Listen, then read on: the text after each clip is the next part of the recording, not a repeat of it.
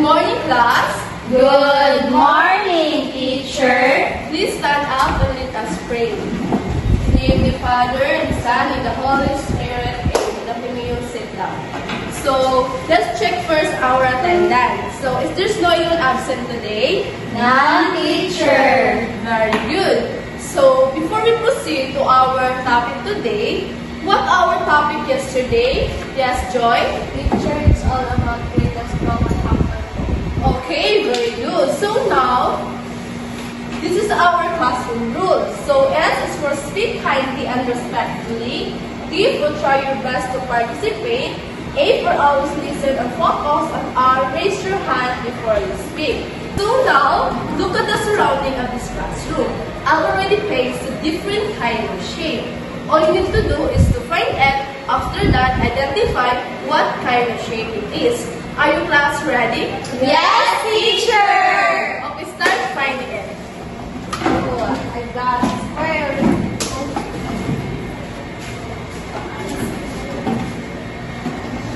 Class, are you done? Yes, teacher. Okay, come in front and identify what kind of shape you find. Teacher, ang akong po shape na nakinan, may na po yung 5 sides. Pagka po yung spiral. Okay, very good. How about you, Kyla? Teacher, nakong po natin is triangle. Very good. Next, Jay. Teacher, nakong po natin is square. Very good. Teacher, ako po natin is rectangle, which has a 4 side. Okay, very good.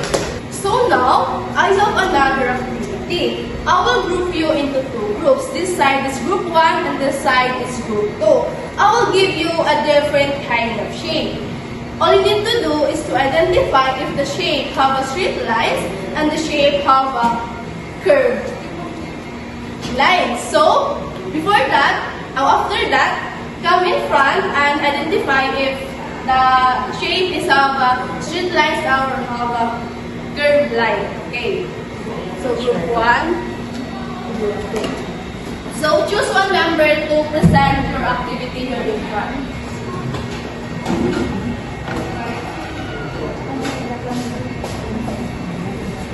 Teacher, this is a triangle. And this is a straight line. And this is a circle. And this is a triangle. Okay, very good. Group 1. Next, group 2. So, teacher, I have here 2 shapes. The hard one is curved lines, while the rectangle one was the straight lines. Okay, very good. Group 2. So now, let's proceed to our lesson for today. But before that, I will read first our learning objectives. So, identify the different kinds of polygons, draw a house using different kinds of polygons, and show interest and participate actively in class activities. So, class, what is polygon? So, a polygon is a closed two-dimensional figure composed of straight line segments that met at their endpoints. The line segments of a polygon are called sides, and each endpoint is called the vertex. So now, class, that you've already known what is the meaning of polygon, so now let's proceed the different types of polygon. So look at here in the board. So as you can see, it has the name of the polygon, the figure, and also the number of sides. So what are we going to do now is that you will help me to identify or to double check if this size is correctly corresponding to each polygon.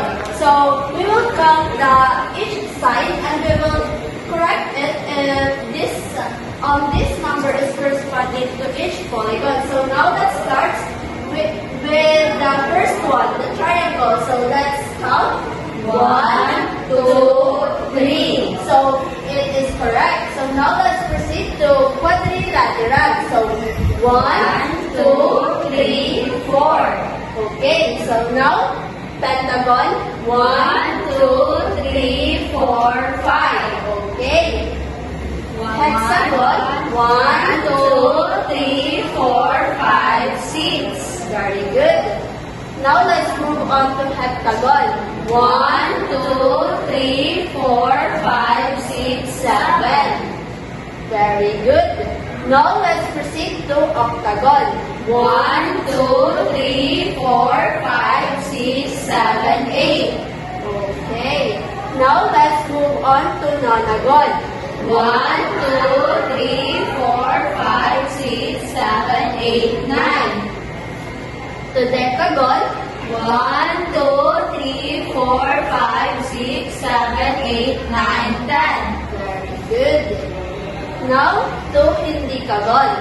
1, 2, 3, 4, 5, 6, 7, 8, 9, 10, 11. To the last one, dodecagon. 1, 2, 3, 4, 5, 6, 7, 8, 9, 10, 11, 12. Okay, very good. So now, here is the different kind of polygon. The triangle has 3 sides, quadrilateral has 4 sides, and pentagon has 5 sides. Hexagon has 6 sides, heptagon is 7 sides, octagon 8 sides, nonagon 9 sides, decagon 10 sides, hindicagon 11 sides, and the last one is the decagon 12 sides. So now, after knowing the different kinds of polygon, we will have a activity. So I need you to get a 1/2 crosswise paper. I need you to draw your dream house using the different kind of polygon. I will just give you a 3 minutes, and then later on I will call 2 students to come here in front to share their work. So your 3 minutes starts now. Okay, class, your 3 minutes ends now. So I need 1 volunteer first, and later on I will call somebody also. Who would like to volunteer? Okay, Joy, come here in front. Describe your dream house and also identify what did you use the different kinds of polygon. Teacher, ako po na ako dream house. May nakuha ko balay dream house sa part house. Alam ko po rin natin ng polygon, may nakuha ko rin ng triangle, quadrilateral, octagon, and pentagon. Okay, thank you, Joy. Thank you so much. And next, who would like? Kyla. Teacher is an open house. So I have here a house, balay, this one our garden, and this one is our second house. So the purpose that I used was triangles, quadrilateral, and pentagon. Okay, thank you. Class. Jane. Teacher, ako pa din ang balay. Tapos ano pa ang garden, now, gumagamit ako ng these triangles, quadrilateral, Okay, thank you so much everyone for participating. So now, we will proceed with our short quiz. I need you to get a 1/4 sheet of paper to answer the 2 kinds of our quiz. The first one is the identification, and the next one is the multiple choice. You will just be given a 5 minutes to answer the 2 types of quiz.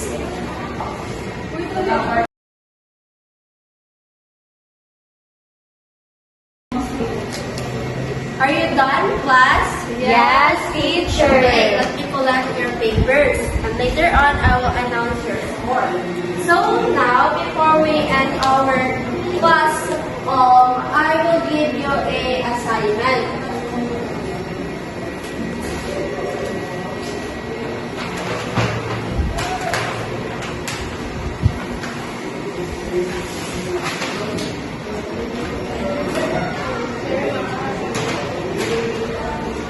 So, here is your assignment. So, directions of read the number of sides indicated for each number. Also, draw the correct polygon inside the box and write its name in the other box. So, you will write this one into a 1/2 crosswise paper, and then you will submit your assignment for our next meeting.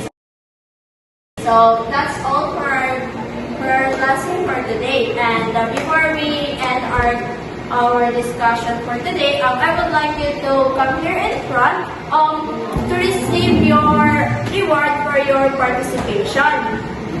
Come here in front, class. Thank you for your participation.